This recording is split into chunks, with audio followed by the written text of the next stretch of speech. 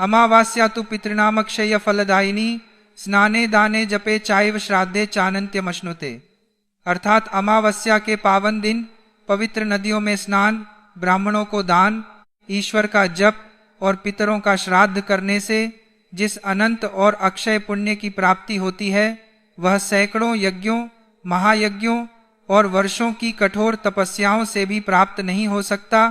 भक्तों, हिंदू धर्म के अत्यंत प्राचीन और पवित्र ग्रंथों में पितरों की चिर शांति, प्रकृति माता की वंदना और मनुष्य के वर्तमान जीवन में अथाह सुख, शांति, निरोगी काया और समृद्धि की प्राप्ति के लिए अमावस्या की तिथियों को परम कल्याणकारी, दोषनाशक और अत्यंत रहस्यमयी माना गया है। विशेषकर जब बात आषाढ़ मास के कृष्ण पक्ष की अमावस्या की हो, जिसे हम सभी हलहारिणी अमावस्या या आषाढ़ी अमावस्या के नाम से जानते हैं, तो इसका स्थान हमारे शास्त्रों, पुराणों और वैदिक ज्योतिष में बहुत ही ऊंचा और अद्वितीय बताया गया है। भक्तों, इस वर्ष आषाढ़ मास की इस अत्यंत फलदायी और महाकल्याणकारी हलहारिणी अमावस्या की बिल्कुल सही और प्रामाणिक तिथि को लेकर पूरे देश में बड़े बड़े पंचांगों में और इंटरनेट के विभिन्न माध्यमों पर एक भारी और भयंकर भ्रम की स्थिति बनी हुई है। चारों ओर एक अजब सा संशय है। कोई विद्वान कह रहा है कि अमावस्या का यह महापर्व 13 जुलाई को मनाया जाएगा, तो कोई इसे 14 जुलाई का बता रहा है। यह भ्रम इतना गहरा और जटिल हो चुका है कि भोले भाले श्रद्धालु समझ ही नहीं पा रहे हैं कि उन्हें गंगा स्नान, अन्न वस्त्र का दान और अपने पितरों की प्यास बुझाने के लिए तर्पण आखिर किस दिन करना चाहिए। लेकिन आप अपने मन में बिल्कुल भी चिंता या उद्वेग न रखें। सटीक खगोलीय गणित और सूर्योदय व्यापिनी तिथि के अकाट्य नियमों के आधार पर वह एकदम सही और प्रामाणिक तिथि सब प्रमाण बताऊंगा, जिस दिन आपको यह महान व्रत, दान और तर्पण करना है। इसीलिए मेरी आपसे करबद्ध प्रार्थना है कि बिना एक भी क्षण छोड़े और अपने मन को सांसारिक चिंताओं से हटाकर पूरी तरह एकाग्र करके इस रहस्यमयी और ज्ञानवर्धक आध्यात्मिक यात्रा में अंत तक हमारे साथ जुड़े रहें, क्योंकि आज हम उन अत्यंत दुर्लभ रहस्यों, कथाओं और अचूक उपायों से पर्दा उठाने जा रहे हैं जो आपके जीवन की दशा और दिशा दोनों को हमेशा के लिए बदल सकते हैं। भक्तों, आषाढ़ मास की यह अमावस्या मुख्य रूप से हमारे उन पूर्वजों और पितरों को समर्पित होती है जो अपना शरीर त्याग कर पितृलोक में निवास कर रहे हैं और हमारी ओर आशा भरी दृष्टि से देखते हैं। लेकिन आज के इस आधुनिक भौतिकवादी और भागदौड़ भरे युग में बहुत से लोग यह प्रश्न पूछते हैं कि आखिर हम कैसे पता करें कि हमारे घर में पितृदोष है या नहीं और हमारे पूर्वज हमसे प्रसन्न हैं या रुष्ट हैं।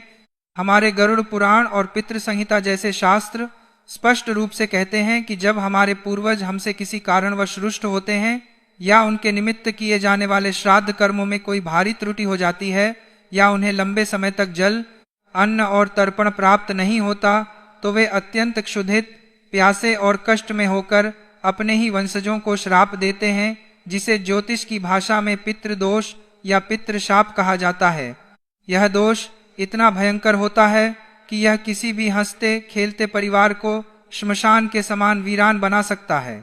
यदि आपके घर में बिना किसी बड़ी या स्पष्ट बीमारी के भी परिवार का कोई न कोई सदस्य हमेशा अस्वस्थ रहता है, बड़े बड़े डॉक्टरों की दवाइयां काम नहीं कर रही हैं, एक बीमारी ठीक होती है तो दूसरी आ जाती है और एक के बाद एक बीमारियां घर में अपना स्थायी डेरा डाले हुए हैं, तो यह पितृदोष का सबसे बड़ा और सबसे पहला संकेत है।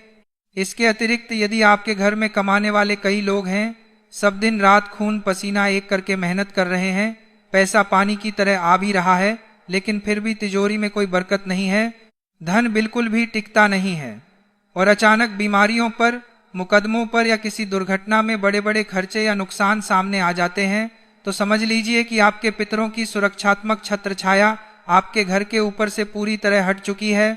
छोटी छोटी और व्यर्थ की बातों पर घर में भयंकर कलह होना, पति पत्नी के बीच बिना किसी ठोस कारण के हमेशा तनाव और कड़वाहट रहना, संस्कारी बच्चों का अचानक गलत संगति और गलत रास्ते पर चले जाना, या विवाह योग्य बच्चों का विवाह तय होकर भी बिल्कुल अंतिम समय पर बार बार टूट जाना भी इसी भयंकर पितृदोष के स्पष्ट लक्षण हैं। लेकिन भक्तों, पितृदोष का सबसे बड़ा और हृदय विदारक लक्षण यह है कि यदि आपके परिवार में वंश वृद्धि अचानक रुक गई हो, माताओं बहनों का बार बार अकारण गर्भपात हो रहा हो, या संतान प्राप्ति के लिए हर प्रकार की चिकित्सा और प्रयास करने के बाद भी केवल निराशा और बाधाएं ही हाथ आ रही हों, तो यह पूर्ण रूप से भयंकर पितृदोष और पूर्वजों के श्राप का ही प्रत्यक्ष परिणाम है। कई बार लोगों को रात में गहरी नींद में सोते समय अत्यंत भयानक और डरावने सपने आते हैं। स्वप्न में बार बार काले सांप दिखाई देते हैं, या अपने मृत पूर्वज रोते हुए भोजन या जल मांगते हुए, या अत्यंत फटेहाल और कष्टदायक स्थिति में दिखाई देते हैं। घर के भीतर हमेशा एक अज्ञात भारीपन, घुटन और नकारात्मक ऊर्जा का एहसास होता है। मन हमेशा उदास रहता है। ईश्वर की पूजा पाठ में बिल्कुल भी मन नहीं लगता। दिया जलाते समय भी मन में बुरे विचार आते हैं और बनते हुए सारे काम एकदम 99% पर पहुंचकर अचानक बिगड़ जाते हैं। तो यह सभी संकेत चीख चीख कर आपको यह चेतावनी देते हैं कि आपके घर और आपके पूरे वंश पर पितृदोष का अत्यंत गहरा और काला साया मंडरा रहा है। और अब वह समय आ गया है कि आप अपने अहंकार को त्याग कर उनकी शांति के लिए तुरंत कोई शास्त्र सम्मत कदम उठाएं। अब यदि इस पावन हलहारिणी अमावस्या तिथि की महिमा, इसके महात्म्य और इसके पीछे छिपी उस अत्यंत रहस्यमयी कथा की बात करें, तो पौराणिक ग्रंथों के अनुसार प्राचीन काल में देवदत्त नामक एक अत्यंत प्रतापी, धर्मपरायण और अपनी प्रजा पर दया करने वाले राजा हुआ करते थे। राजा देवदत्त अपनी प्रजा का अपनी सगी संतान की भांति पालन करते थे। उनके राज्य में हर ओर सुख शांति थी और खजाने हमेशा सोने चांदी से भरे रहते थे। परंतु समय का चक्र घूमा और उनके राज्य पर अचानक एक भयंकर और अकल्पनीय विपत्ति आ पड़ी। लगातार कई वर्षों तक उनके राज्य में एक बूंद भी वर्षा नहीं हुई। नदियां पूरी तरह से सूख गईं, कुओं का जल पाताल में चला गया, लहलहाते हुए खेत एकदम बंजर और दरारों वाली सूखी जमीन में बदल गए और प्रजा अन्न जल की एक एक बूंद के लिए त्राही त्राही करने लगी। गायें और अन्य पशु प्यास से तड़प तड़प कर प्राण त्यागने लगे। राजा देवदत्त का शाही खजाना भी प्रजा का पेट भरते भरते पूरी तरह खाली होने लगा। और सबसे बड़ा दुख यह हुआ कि स्वयं राजा के अपने राजमहल और परिवार में भयंकर कलह, अज्ञात रोग और अशांति ने अपना डेरा डाल लिया। इस घोर संकट, अकाल और पारिवारिक विनाश से अत्यंत व्याकुल और हताश होकर राजा देवदत्त अपने राजगुरु और तीनों कालों का ज्ञान रखने वाले परम ज्ञानी महर्षि वशिष्ठ के पावन आश्रम पहुंचे। आश्रम पहुंचकर राजा फूट फूट कर रोने लगे और महर्षि के चरणों में गिरकर अपने राज्य, अपनी प्रजा और अपने परिवार के इस भयानक विनाश का कारण और इससे बचने का उपाय पूछा। तब महर्षि वशिष्ठ ने अपने नेत्र बंद करके गहरे ध्यान में जाकर सब कुछ देखा और अत्यंत गंभीर स्वर में कहा कि हे राजन, तुम्हारे राज्य पर, तुम्हारी इस उपजाऊ भूमि पर और तुम्हारे पूरे वंश पर अत्यंत भयंकर पितृदोष का साया पड़ चुका है। तुम्हारे पूर्वजों को बहुत लंबे समय से तर्पण, पिंडदान और जल प्राप्त नहीं हुआ है, जिसके कारण वे पितृलोक में अत्यंत रुष्ट, क्षुधित और प्यास से तड़प रहे हैं। उन्हीं के आंसुओं और उन्हीं के श्राप के कारण धरती माता ने अपना उपजाऊपन पूरी तरह से खो दिया है और वर्षा के देवता भगवान इंद्र ने कुपित होकर तुम्हारे राज्य में जल की वर्षा रोक दी है। यह सुनकर राजा ने अश्रुपूर्ण नेत्रों और कांपते हुए स्वर में महर्षि से अपने पूर्वजों की शांति का उपाय पूछा। तब महर्षि वशिष्ठ ने करुणा से भरकर कहा कि हे राजन, निराश मत हो। आषाढ़ मास के कृष्ण पक्ष की अमावस्या, जिसे देवताओं ने हलहारिणी अमावस्या का नाम दिया है, वह परम कल्याणकारी तिथि अत्यंत निकट आ रही है। तुम अपनी पूरी प्रजा, सभी मंत्रियों और किसानों के साथ उस दिन किसी पवित्र नदी के तट पर जाओ, वहां स्नान करो, सूर्य देव को अर्घ्य दो और दक्षिण दिशा की ओर मुख करके कुशा और काले तिल के जल से अपने पितरों का विधि विधान से तर्पण करो। इसके पश्चात राज्य के सभी किसान अपने अपने हलों और कृषि उपकरणों का शुद्ध जल और सुगंधित पुष्पों से पूजन करें और धरती माता से अपनी सभी भूलों के लिए क्षमा मांगें। साथ ही वृक्षारोपण का महादान करें। महर्षि के इन अमृत रूपी वचनों को सुनकर राजा देवदत्त को नई आशा मिली और उन्होंने महर्षि की आज्ञा का अक्षरशः पालन किया। और बिल्कुल इसी 14 जुलाई के ही समान जब आषाढ़ मास की वह पवित्र हलहारिणी अमावस्या आई, तो राजा ने ब्रह्म मुहूर्त में उठकर गंगा स्नान किया। काले तिल और कुश से अपने सभी ज्ञात और अज्ञात पितरों का तर्पण किया, गाय, कुत्ते और कौवों को भोजन कराया तथा हजारों योग्य ब्राह्मणों को अन्न, वस्त्र और स्वर्ण का दान दिया। राज्य के सभी किसानों ने अपने हलों की पूजा की और पूरी धरती पर नए पौधे लगाए। राजा देवदत्त की इस सच्ची श्रद्धा, निष्ठा और तर्पण से उनके पितृ तुरंत शांत और अत्यंत प्रसन्न हुए और उन्होंने स्वर्ग से अपना दोनों हाथों से आशीर्वाद दिया। देखते ही देखते उसी अमावस्या के दिन आसमान में चारों ओर से घने काले बादल घिर आए और मूसलाधार अमृत रूपी वर्षा होने लगी। सूखी नदियां फिर से उफान पर आ गईं, बंजर धरती फिर से हरी भरी हो गई और राजा देवदत्त के परिवार के सभी रोग, पितृदोष और कष्ट चमत्कारिक रूप से हमेशा हमेशा के लिए समाप्त हो गए। तभी से आषाढ़ मास की इस हलहारिणी अमावस्या का महात्म्य पूरे संसार में फैल गया। भक्तों, यदि आपको भी लगता है कि आपके घर में भी पितृदोष है, कामों में रुकावट आ रही है, तो इस हलहारिणी अमावस्या के दिन अपने पितरों की शांति के लिए आपको कुछ अत्यंत विशेष और अचूक उपाय अवश्य करने चाहिए, जो शास्त्रों में वर्णित हैं। सबसे पहला और अनिवार्य उपाय है तर्पण और पंचबली कर्म। सुबह उठकर स्नान के पश्चात एक तांबे के लोटे में शुद्ध जल लें, उसमें थोड़े से काले तिल, एक कुशा की घास और सफेद फूल डालें।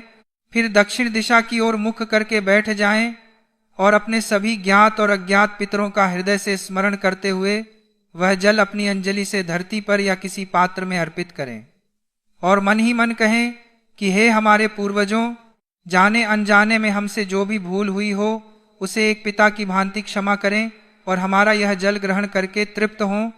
इसके बाद घर की रसोई में बिल्कुल सात्विक और शुद्ध भोजन बनाएं और उस भोजन में से खाने से पहले सबसे पहले 5 हिस्से निकालें, जिन्हें पंचबली कहा जाता है। एक हिस्सा गौ माता के लिए, जिसमें 33 करोड़ देवी देवता बसते हैं। एक हिस्सा कुत्ते के लिए, जो भैरव का रूप है। एक हिस्सा कौवे के लिए, जो सीधे पितरों का प्रतीक है। एक हिस्सा चींटियों के लिए और एक हिस्सा अग्नि या देवताओं के लिए। जब आप पूरे भाव से इन जीवों को भोजन कराते हैं तो वह भोजन सूक्ष्म रूप में सीधा आपके पितरों तक पहुंचता है और वे तृप्त होकर आपके पूरे परिवार को आरोग्य और धन धान्य का आशीर्वाद देते हैं। पितृदोष को जड़ से समूल रूप से समाप्त करने का दूसरा सबसे चमत्कारी उपाय है श्रीमद् भगवद गीता का पाठ।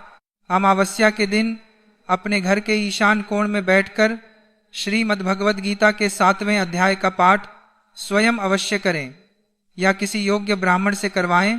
गीता के इस अध्याय के श्लोकों की अलौकिक ध्वनि घर के कोने कोने में व्याप्त सारी नकारात्मक ऊर्जा को भस्म कर देती है और भटकती हुई अतृप्त आत्माओं को परम मोक्ष प्रदान करती है। पितृदोष शांति का तीसरा अत्यंत शक्तिशाली और गरुड़ पुराण में वर्णित उपाय है वृक्षारोपण और पौधों की सेवा। आषाढ़ का महीना वर्षा और हरियाली का होता है।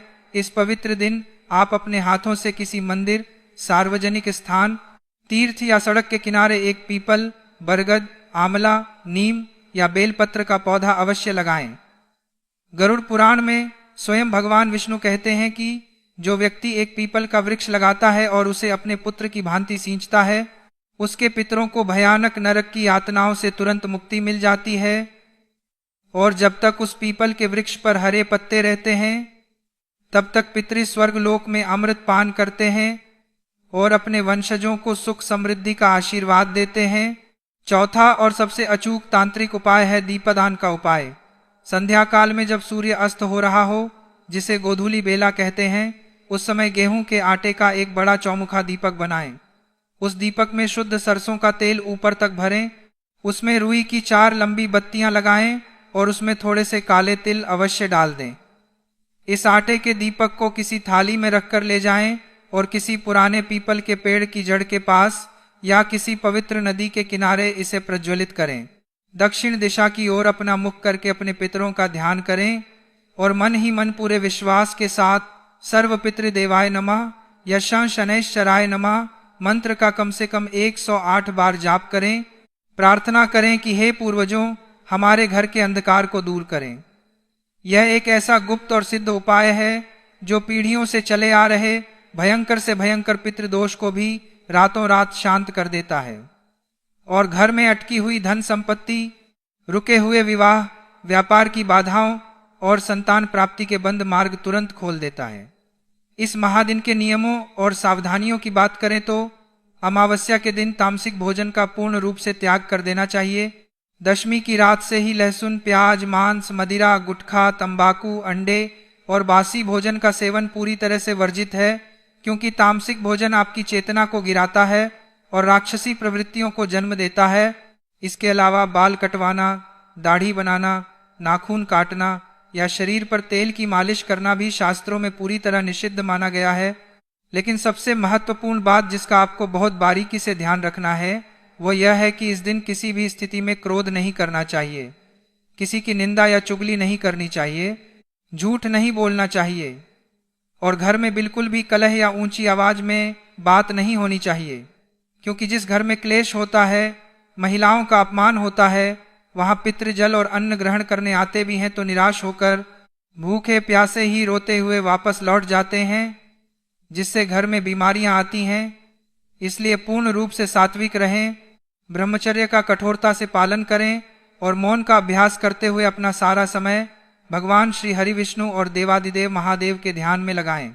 इस दिन का एक और विशेष नियम है कि जो व्यक्ति खेती नहीं भी करते हैं उनके लिए भी शास्त्रों में यह नियम बताया गया है कि हलहारणी अमावस्या के दिन वे अपने आजीविका के साधनों, व्यापार के उपकरणों और आधुनिक युग में ज्ञान व कला का सृजन करने वाले उपकरणों जैसे कंप्यूटर, कैमरे, लेखनी और मशीनों की भी साफ सफाई करके उन पर गंगा जल छिड़क कर धूप दीप से उनकी पूजा अवश्य करें, क्योंकि यही उनके लिए धन, धान्य और माता लक्ष्मी को प्रसन्न करने का मार्ग है। और अब भक्तों, उस महान रहस्य और सस्पेंस से पर्दा उठाने का समय आ गया है जिसके लिए आप सभी अत्यंत उत्सुकता और बेसब्री से प्रतीक्षा कर रहे थे।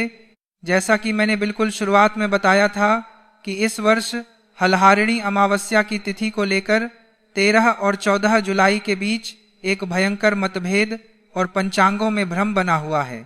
तो बहुत ही ध्यान से सुनिए। हमारे वैदिक शास्त्रों का यह एक अत्यंत अटल और अकाट्य नियम है कि जब भी किसी पवित्र नदी में स्नान, ब्राह्मणों को दान, पितरों का तर्पण और व्रत की बात आती है तो हमेशा उसी तिथि को मान्यता दी जाती है जो उदया तिथि हो, अर्थात सूर्योदय के समय जो तिथि पृथ्वी पर व्याप्त होती है वही तिथि पूरे दिन के लिए शुभ, फलदायी और मान्य मानी जाती है। अब यदि हम इस वर्ष के पंचांग की सटीक खगोलीय गणना को देखें तो इस वर्ष आषाढ़ मास के कृष्ण पक्ष की अमावस्या